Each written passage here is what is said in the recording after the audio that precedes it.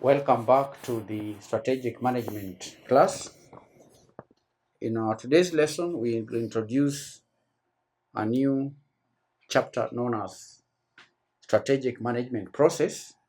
This is a brief chapter that has 4 sub-chapters, namely 1. Steps in the strategic management process. 2. Strategic management in different contexts. 3. Uncertainty and strategic drift. 4. Limitations of strategic management. We'll begin with the steps in the strategic management process. What are the steps in the management process? By the end of this lesson, we should be able to outline the various steps in the strategic management process. So, candidates, strategic management process is a structured approach that organizations use to develop and implement strategies in order to achieve their long-term goals and objectives. And this process involves a series of interconnected steps that guide the organization through the entire strategic planning cycle. So what are these steps? Now, the first step is strategic analysis. Strategic management begins with strategic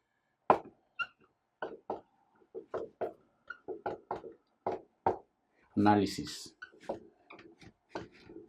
Strategic analysis.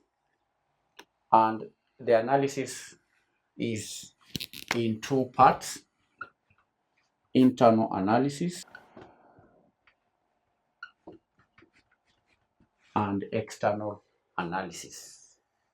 Internal analysis is the assessment of the organization's internal strengths and weaknesses, including its resources, capabilities, core competencies, and competitive advantages.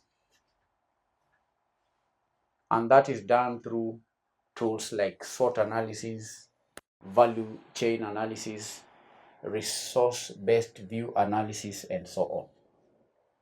So, internal analysis is the assessment of an organization's strengths and weaknesses, including resources, capabilities. It is the analysis of the internal strengths and weaknesses. So the resources are assessed, the core competencies are also assessed, competitive advantages,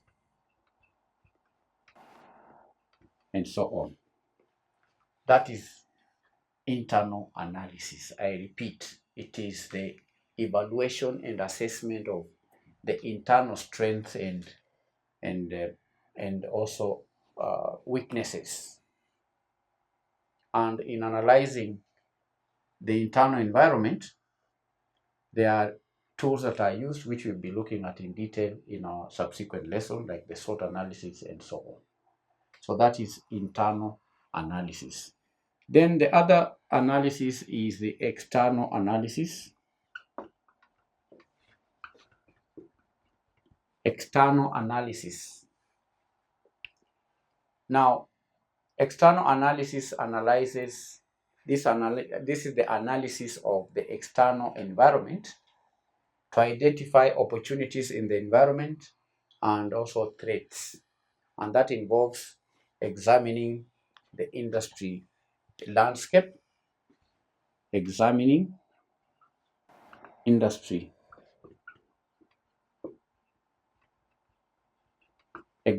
the industry landscape is part of external analysis, and the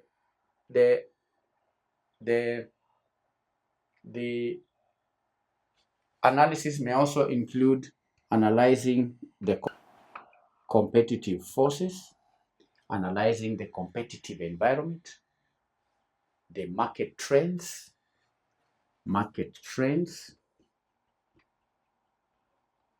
all these are external to the organization. Technological advancements,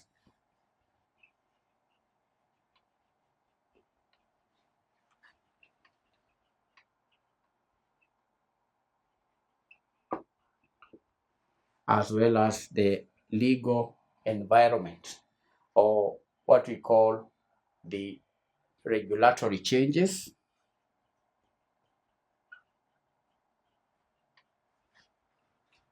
etc.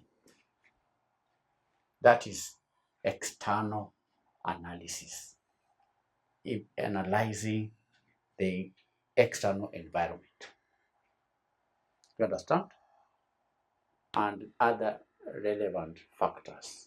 And that can be done by tools like the PESTEL, which stands for political, economic, social, technological, legal, and economical factors. You may also use the Porter's 5 forces analysis, the PESTEL analysis, the Porter's 5 forces analysis, and other tools which we will be looking at in our subsequent lessons. So, strategic management process begins with analyzing the internal environment and the external environment. The second stage, this is 1. 2 is formulation of strategy formulation.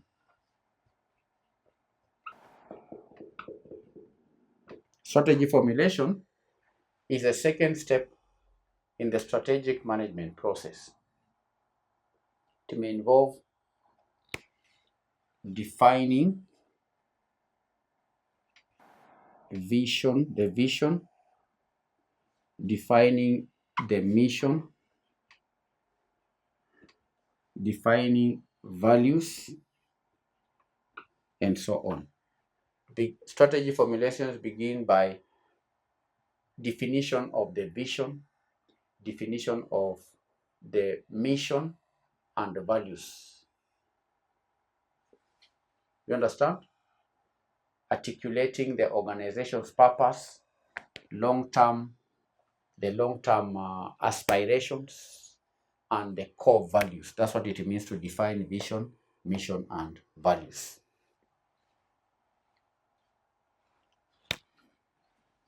2, setting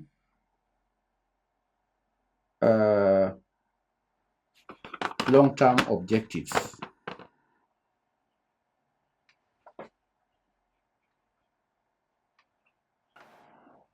Is a stage at strategic formulation phase, setting long-term objectives, strategic objectives. Long-term objectives are also known as strategic objectives. Setting strategic objectives, and that includes or involves developing specific, measurable, achievable, relevant, and time-bound goals that align with the mission and the vision. You first of all set the vision and the mission, then you come up with the goals or objectives that align with the vision and the mission. And these goals should be SMART, meaning specific, measurable, attainable, realistic, and time-bound goals that align with the mission and the vision. Then after setting strategic goals, the company is required to generate strategic options. Generate strategic options. That means, or is done through brainstorming and evaluating different strategic options based on the analysis of the internal and the external environment or factors. So after setting the objectives, then the company should come up with the options or alternatives through which these objectives can be met. Right? Generate strategic options. Then select strategy. After you have, say, 5 or 4 strategic options, then you select.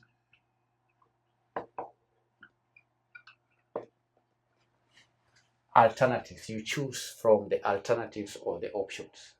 Select strategy. Choose the most appropriate strategy or combination of strategies that will best position the company for success. Select strategy. Now, after selecting strategy, the next step is obvious. It is obviously implementation. 3, strategy implementation. So you generate options. Out of the options, you choose the appropriate strategy or a combination of strategies. Then you implement the strategy. Now, this implementation candidate is also a process which involves developing action plans, develop action plans, developing action plans. That involves creating detailed action plans that outline the specific steps, resources that are required, the timelines, the responsibilities required to implement the chosen strategy, and so on. Develop action plans. Then after developing action plans, then resources are to be allocated. Allocate resources.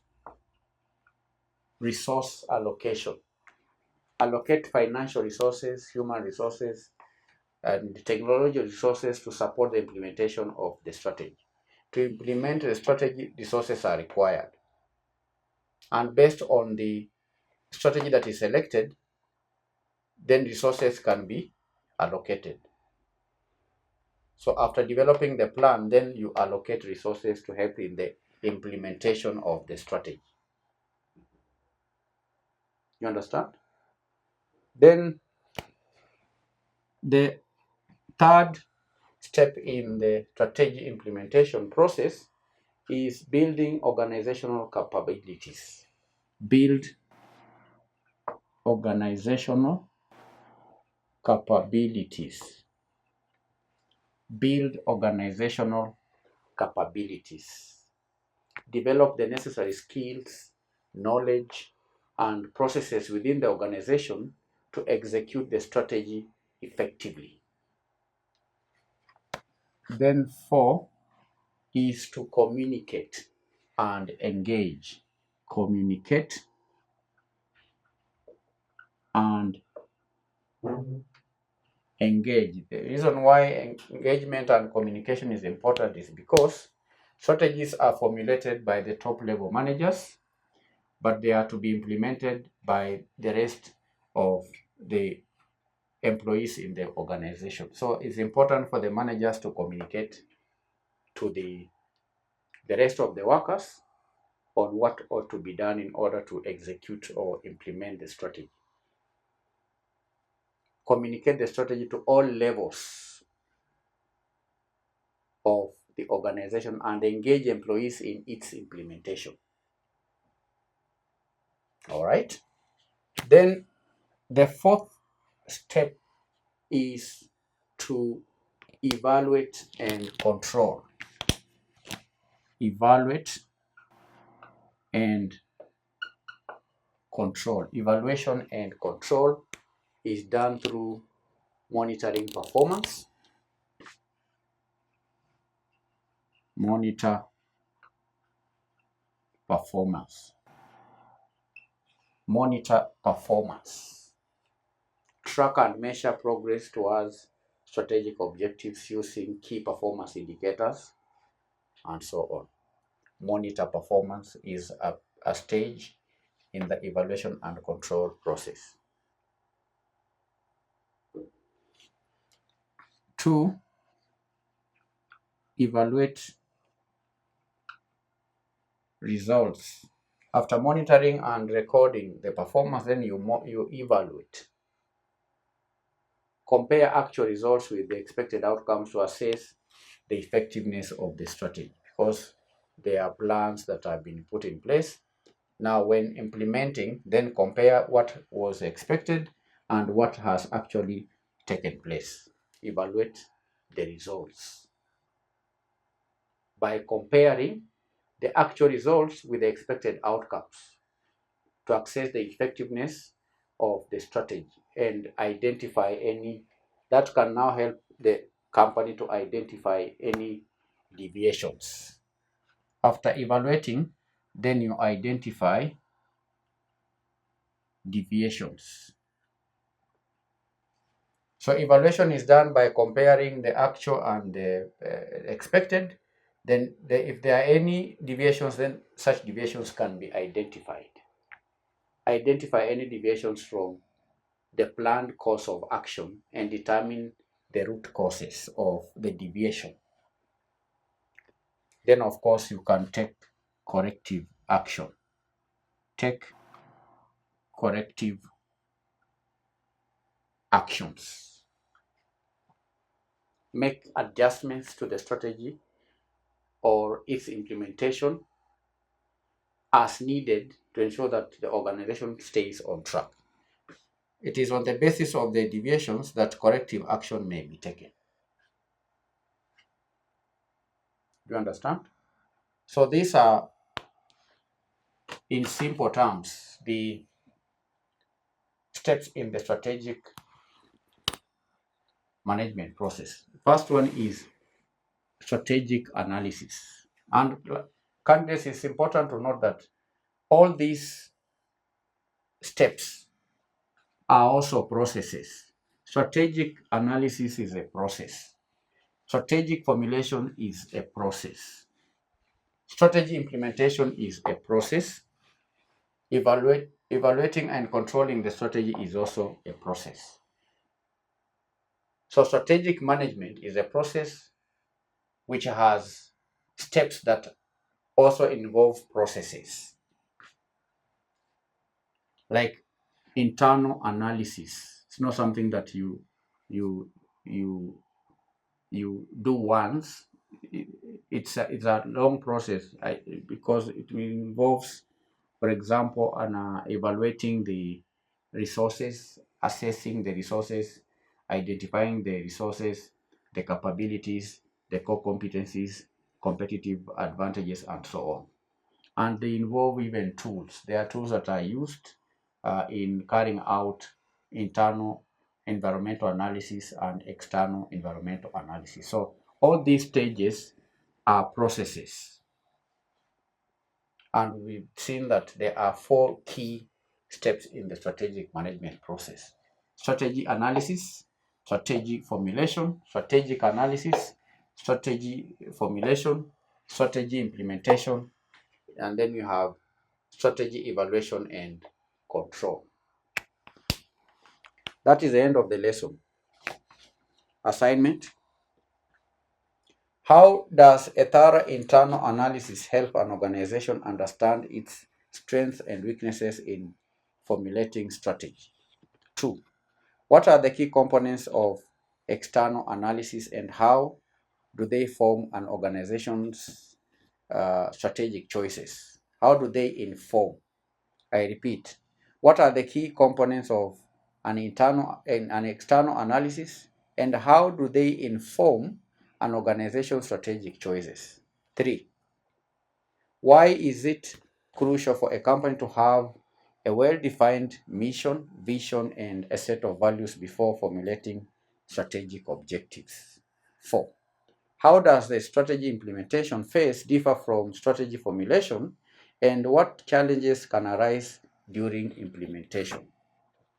Please do the assignment. When we meet in our next session, we are going to discuss strategic management in different contexts. Bye.